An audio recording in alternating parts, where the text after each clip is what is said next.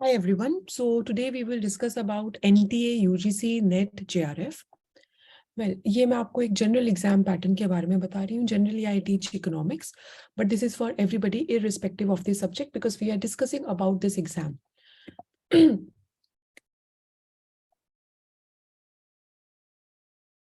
So in this, first of all, let us understand what is NTA. NTA is National Testing Agency. सो ये agency conduct कराती है UGC के behalf पे NET exam और JRF exam. UGC stands for university grants commission, NET stands for national eligibility test. So this test is to become assistant professor in the universities of India, and JRF stands for Junior Research Fellowship. This is in order to get PhD admission and a fellowship, that is एक monetary amount हम लोगों को मिलता है अगर हम ये clear करते हैं तो. One thing I want to make clear here that this is one of the in top 10 tough exams of India, and इसका नेट का और जेआरएफ का कोई अलग पेपर नहीं होता, पेपर एक ही होता है. बट जो स्टूडेंट्स नेट क्वालिफाई करते हैं उनमें से भी जो स्टूडेंट्स जेआरएफ क्वालिफाई करते हैं जिनका टॉप होता है तो उनको नेट और जेआरएफ दोनों मिलता है. सो 2018 से पहले सीबीएसई कंडक्ट कराता था, अब एनटीए कंडक्ट कराता है. Eligibility is that you need to have 55% in the post graduation. So कई लोगों को confusion होता है कि हमने ग्रेजुएशन तो इस सब्जेक्ट में की है, पोस्ट ग्रेजुएशन इस सब्जेक्ट में की है, तो फिर हम कौन से सब्जेक्ट का नेट एग्जाम के लिए अपीयर हो. जो ये एग्जाम है ये 86 प्लस सब्जेक्ट्स में होता है. तो आप लोगों ने जिसमें पोस्ट ग्रेजुएशन की है या जिसमें कर रहे हो, आप उन उस सब्जेक्ट के लिए आप एलिजिबल होते हो अपना एग्जाम देने के लिए. अपार्ट फ्रॉम दिस, कुछ स्टूडेंट्स को होता है कि हम कब एलिजिबल होते हैं, ग्रेजुएशन में दे सकते हैं, पोस्ट ग्रेजुएशन में दे सकते हैं. तो जो इसकी नोटिफिकेशन है वो ये बोलती है कि जब आप इस एग्जाम को देते हो तो उसके 2 साल के बाद तक आपका पोस्ट ग्रेजुएशन हो जाना चाहिए. इंडिया में जनरली जो मास्टर्स है वो 2 साल के ही होते हैं. So as soon as you start your masters you are eligible to give your exam for UGC, NET, JRF. What is the age limit in this? For JRF, the age limit is 32, and for NET, that is for teaching, there is no upper age limit. And for JRF, आपका 5 years का relaxation मिलता है for reserved candidates, for reserved categories, जैसे OBC, PWD, SC, ST, उनमें हमारे कुछ relaxation है 5 years की. अभी तो JRF में 1 साल की और relaxation दी है for general candidates also, क्योंकि COVID time period था, but ये ज़्यादा देर तक नहीं चलेगा. And next is that the exam, this is a computer based exam, so you should be well versed. थोड़े बहुत आपको प्रैक्टिस सेशंस देने चाहिए. कंप्यूटर बेस्ड एग्जाम है. फ्रीक्वेंसी क्या है इस एग्जाम की? साल में 2 बार कंडक्ट होता है within the period of 6 months. Generally it is conducted in June and in December.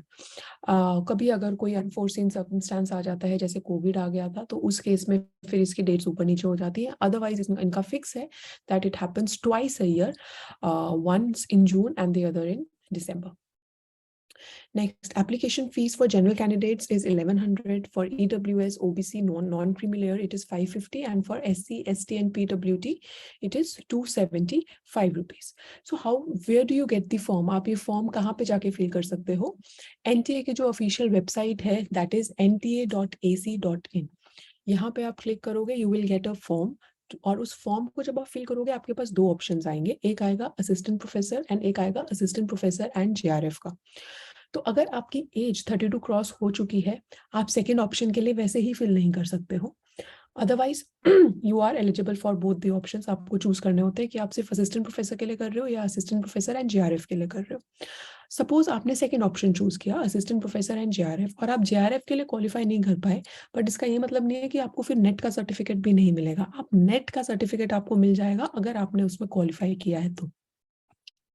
What is the exam pattern? It consists of 150 questions, 2 marks for each question. So your total marks is 300 marks and it is a 3-hour paper, that is 180 minutes. 2018 से पहले जब तक CBSE conduct करा रहा था, जब तक papers दोनों पेपर्स के बीच में ब्रेक होता था 1 घंटे का 1.5 घंटे का, बट अब दोनों पेपर्स के बीच में कोई ब्रेक नहीं है. There is no break between paper 1 and paper 2. 3 घंटे का कॉन्टिन्यूअस एग्जाम है and there is no negative marking. अब कई स्टूडेंट्स कैंडिडेट्स को लगता है oh wow this is very nice that there is no negative marking, but इसका ये भी मतलब है कि ये सिर्फ आपके लिए नहीं है, ये जो बाकी लोग कॉम्पीट कर रहे हैं उनके लिए भी है कि कोई नेगेटिव मार्किंग नहीं है. तो इसकी वजह से कट ऑफ हाई जाती है. So we need to prepare taking this into account. Now the two papers is paper 1, that is general paper for teaching aptitude. उसका 50 questions होते हैं, 2 marks each, and so it consists of 100 marks. जो syllabus है, जो 86 plus subjects में, उनमें हर subject का जो general paper का syllabus है वो 10 units में divided है, और जो आपका subject paper है जिसमें 100 questions होते हैं, 2 marks each, so 200 questions, वो 10 units में divided है. Now how do we qualify? What is the criteria?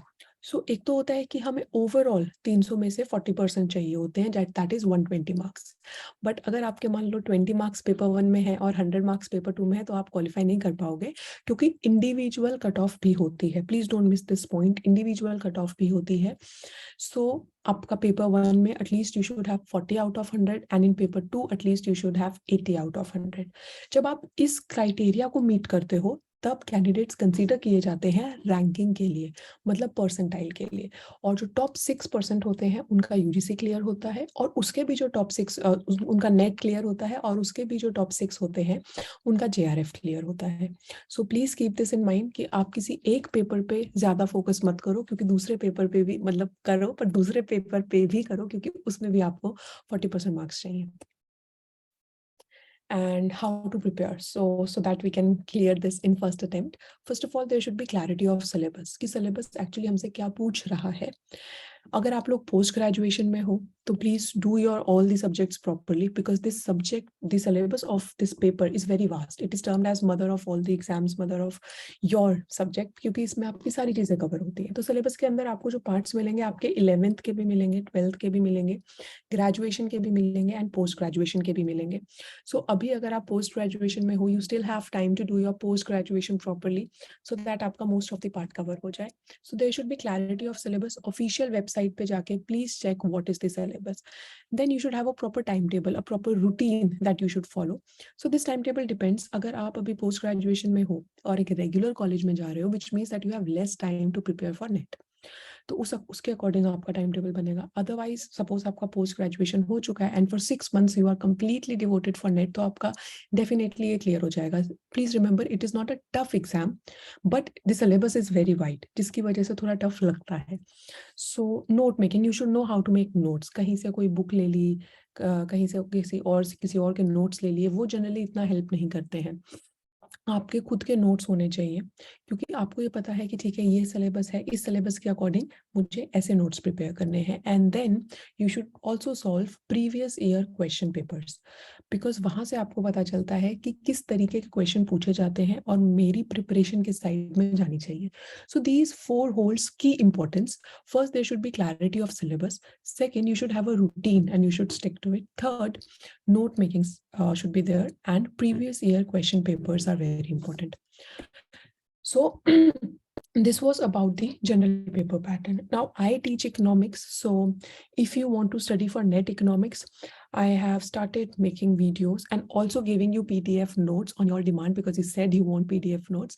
तो जो भी मैं वीडियो में आपको जो भी टॉपिक कवर कराती हूँ, उसके नोट्स डिस्क्रिप्शन में ही मैंने इकोनॉमिक्स के लिंक में डाल दिए हैं, तो आप वहाँ से प्रिपेयर कर सकते हो. So you can go to my channel and you can go to the playlist. Here you can find playlist of microeconomics, you can find playlist of macroeconomics. So in microeconomics till now, I have covered about 9 topics, and उसी के मैंने notes भी दिए हैं, वो आप वहाँ से आप अपना रेफरेंस ले सकते हो. And in future also I am going to do the same thing. And I have also made for NET JRF macroeconomics. Again, I have covered about 9 topics over there, and the diagrams also, so you can take help from there as well. Apart from this, in my playlist there is also a general economics information, जैसे कि ये video है net के लिए video है, या आपके कौन से करियर्स हैं जो आप MA इकोनॉमिक्स या ग्रेजुएट ऑफ इकोनॉमिक्स के बाद रेफर कर सकते हो. So you can find all these details in my playlist. Apart from this, there is also international economics playlist. तो ये सारी चीजें मैं आप लोगों की हेल्प के लिए अपलोड करती रहती हूँ from time to time. You can refer over here and you can let me know if you want something more from me. So all the best for your exams. Give in your best and you will surely clear in your first attempt. और जो लोग already attempt दे चुके हैं और जिनका नहीं clear हो रहा है, please refer to these key 4 points, that is clarity of syllabus, previous year question paper solving, at least एक paper तो आप solve करो, note making, and you should have a proper timetable for yourself. All the best. Please take care.